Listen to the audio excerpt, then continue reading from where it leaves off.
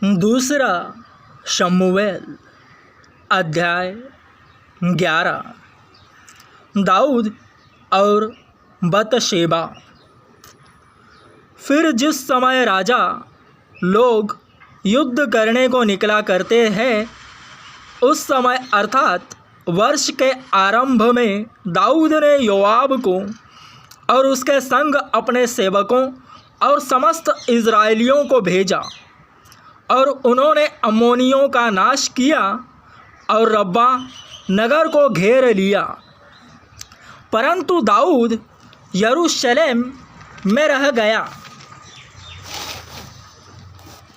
सांझ के समय दाऊद पलंग पर से उठकर राजभवन की छत पर टहल रहा था, और छत पर से उसको एक स्त्री जो अति सुंदर थी नहाती हुई देख पड़ी। जब दाऊद ने भेजकर उस स्त्री को पूछवाया, तब किसी ने कहा, क्या यह एलीआम की बेटी और हित्ती उरिया की पत्नी बतशेबा नहीं है? तब दाऊद ने दूत भेजकर उसे बुलवा लिया, और वह दाऊद के पास आई और वह उसके साथ सोया। वह तो ऋतु से शुद्ध हो गई थी। तब वह अपने घर लौट गई और वह स्त्री गर्भवती हुई। तब दाऊद के पास कहला भेजा कि मुझे गर्भ है। तब दाऊद ने योआब के पास कहला भेजा, हित्ती उरिया को मेरे पास भेज। तब योआब ने उरिया को दाऊद के पास भेज दिया। जब उरिया उसके पास आया, तब दाऊद ने उससे योआब और सेना का कुशल क्षेम और युद्ध का हाल पूछा।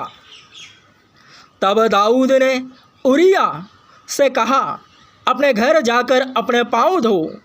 और उरिया राजभवन से निकला, और उसके पीछे राजा के पास से कुछ इनाम भेजा गया।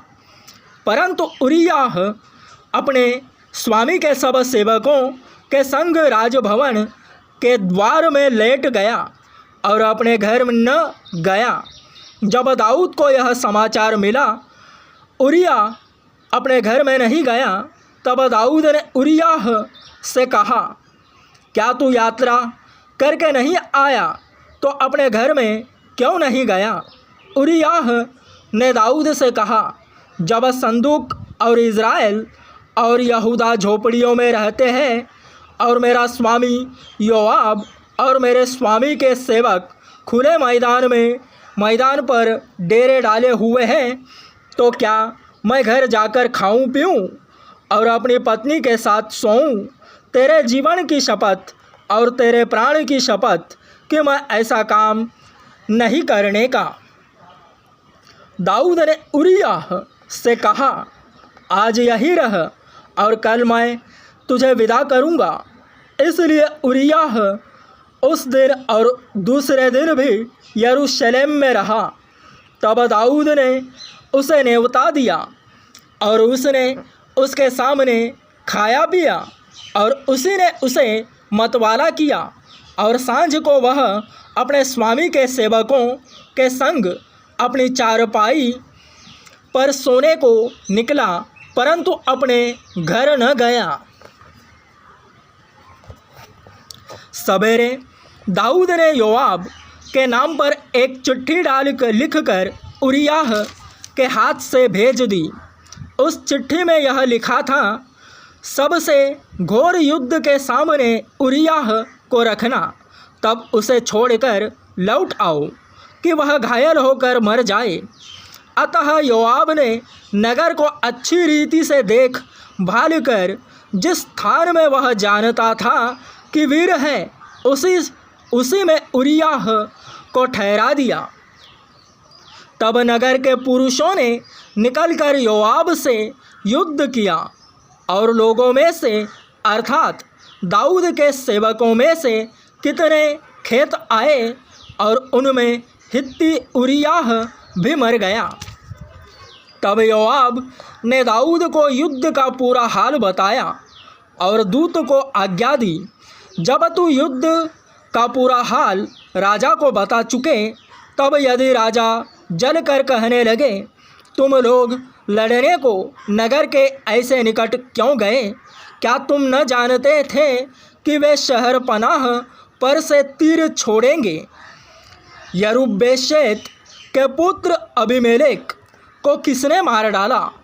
क्या एक स्त्री ने शहर पनाह पर से चक्की का ऊपरला पाट उस पर ऐसा न डाला कि वह तेबेस में मर गया? फिर तुम शहर पनाह के ऐसे निकट क्यों गए? तो तू यूँ कहना, तेरा दास उरिय्याह हित्ती भी मर गया। तब दूत चल दिया और जाकर दाऊद से योआब की सब बातों का वर्णन किया। दूत ने दाऊद से कहा, वे लोग हम पर प्रबल होकर मैदान में हमारे पास निकल आए, फिर हमने उन्हें फाटक तक खदेड़ा। तब धनुर्धारियों ने शहर पनाह पर से तेरे जनों पर तीर छोड़े, और राजा के कितने जन मर गए, और तेरा दास उरिय्याह हित्ती भी मर गया। दाऊद ने दूत से कहा, योआब से यूँ कहना, इस बात के कारण उदास न हो, क्योंकि तलवार जैसे इसको वैसे उसको भी नष्ट करती है। तू नगर के विरुद्ध अधिक दृढ़ता से लड़कर उसे उलट दे, और तू उसे हियाब बंधा। जब उरिय्याह की स्त्री ने सुना कि मेरा पति मर गया, तब वह अपने पति के लिए रोने पीटने लगी, और जब उसके विलाप के दिन बीत गए, तब दाऊद ने उसे बुलवाकर अपने घर में रख लिया, और वह उसकी पत्नी हो गई, और उसके पुत्र उत्पन्न हुआ। परंतु उस काम से जो दाऊद ने किया था, यहोवा क्रोधित हुआ।